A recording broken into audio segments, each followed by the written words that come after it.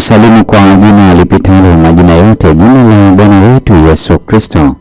Karibu katika mfululizo wa masomo ya kesha la asubuhi leo, ikiwa ni Aprili 7 mwaka 2026.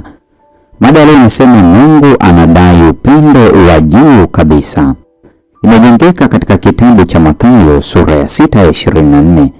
Naye anasema, hakuna mtu awezaye kutumikia mabwana wawili, kwa maana atamchukia huyu na kumpenda huyu, ama atashikamana na huyu na kumdharau huyu. Hamwezi kumtumikia Mungu na mali. Tuombe. Baba yetu mtakatifu uliye mbinguni, jina lako litukuzwe sana. Siku hii ya leo tunaenda kujifunza mada hii uliyopenda tujifunze siku ya leo. Tunaomba Roho wako Mtakatifu akatusaidie kuelewa tujifunzayo na ukatuongoze kuyatenda sana mapenzi yako. Bila ombi letu katika jina la Yesu. Amina. Wengi wako kwenye uwanja wa adui wa uchawi. Mambo yasiyo na umuhimu, sherehe za kipumbavu za kijamii, uimbaji, utani na mizaha hushughulisha sana akili zao na kumtumikia Mungu kwa moyo uliogawanyika. Tamko la Yesu kuwa hakuna mtu awezaye kutumikia mabwana wawili halizingatiwi. Moja ya sifa zilizojulikana zaidi za wakazi wa dunia katika siku za Nuhu ni tabia yao kuu ya kiulimwengu. Walifanya kula na kunywa, kununua na kuuza, kuoa na kuolewa kuwa shabaha yao kuu ya maisha. Si dhambi, lakini utimizaji wa jukumu la kula na kunywa, ikiwa kile kilicho halali hakitafanywa kupita kiasi. Mungu mwenyewe alianzisha ndoa pale alipompatia Adamu Hawa. Sheria zote za Mungu zimetolewa kwa namna ya pekee ili kutosheleza asili ya mwanadamu. Dhambi ya watu wa wakati wa Nuhu ilikuwa ni kuharibu kile ambacho kwa chenyewe kilikuwa ni halali. Waliharibu karama ya Mungu kwa kuzitumia kutosheleza matamanio yao binafsi. Kupenda kupita kiasi na kujitolea kwa kile ambacho kwa chenyewe ni halali huthibitisha uharibifu wa maelfu kwa maelfu ya roho. Mambo yaliyo na umuhimu mdogo yamepewa nguvu ya kiakili ambayo ilipaswa kutolewa kabisa kwa Mungu tu. Tunahitaji kujilinda daima dhidi ya kubeba kupindukia kile ambacho kikitumiwa ipasavyo ni halali. Roho nyingi mno zimepotea kwa kujihusisha katika yale mambo ambayo yakitumiwa ipasavyo hayana madhara, lakini ambayo yanapopotoshwa na kutumia vibaya yanakuwa dhambi na ya kukatisha tamaa. Ikiwa tunadumu kufikiria na kuhangaika kwa ajili ya mambo yahusianayo na maisha haya, hatuwezi kuyakaza mawazo yetu kwa mambo ya mbinguni. Shetani anatafuta kuziongoza fikra zetu mbali na Mungu na kuyakaza kwenye mitindo, taratibu na shughuli za ulimwengu ambavyo huleta ugonjwa na mauti. Katika ulimwengu huu tunapaswa kujipatia stahili kwa ajili ya ulimwengu wa juu. Mungu ametuachia amana na anatazamia sisi kutumia uwezo wetu wote katika kuwasaidia na kuwabariki wanadamu wenzetu. Anataka tumpatie upendo wetu ulio bora na nguvu zetu za juu zaidi.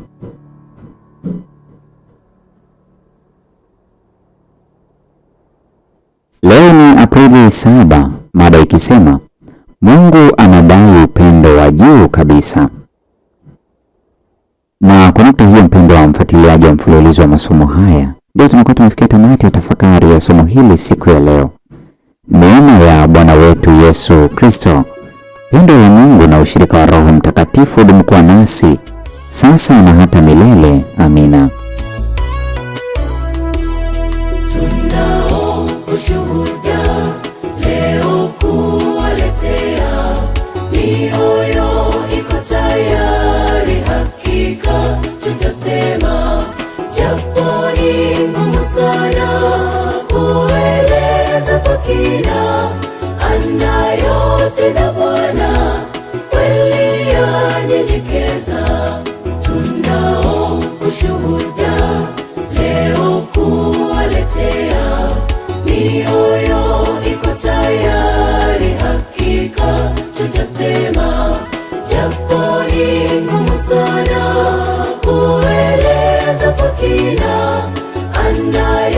tena Bwana kweli yanyenyekeza. Tunanyenyekezwa na matendo ya Bwana, kila siku ni mema, hachoki kuyatenda. Alitenda jana, ametenda leo, atatenda kesho. Acha tuimbe sifa.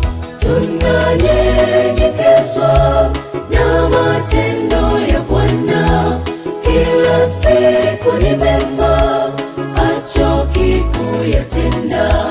Alitenda jana, ametenda leo, atatenda kesho. Acha tuimbe sifa.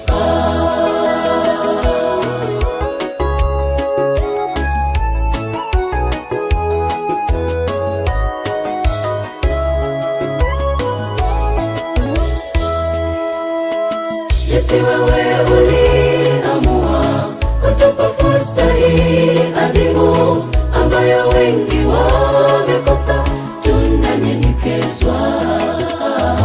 Wengine hatukuyaomba, Bwana wewe uliyatenda, twakutukuza. Haleluya, haleluya, amen. Jinsi wewe uliamua kutupa fursa hii adhimu ambayo wengi wamekosa, tunanyenyekezwa. Wengine hatukuyaomba, Bwana wewe uliyatenda, twakutukuza. Haleluya, haleluya, amen. Tunanyenyekezwa na matendo ya Bwana, kila siku ni mema, hachoki kuyatenda. Alitenda jana, ametenda leo, atatenda kesho. Acha tuimbe sifa. Tunanyenyekezwa na matendo ya Bwana, kila siku ni mema, hachoki kuyatenda.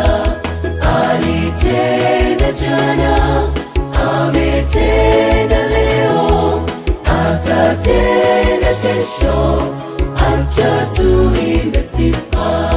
Tunanyenyekezwa na matendo ya Bwana, kila siku ni mema, hachoki kuyatenda. Alitenda jana, ametenda leo, atatenda kesho. Acha tuimbe sifa. Tunanyenyekezwa na matendo ya Bwana, kila siku ni mema, hachoki kuyatenda. Alitenda jana, ametenda leo, atatenda kesho. Acha tuimbe sifa.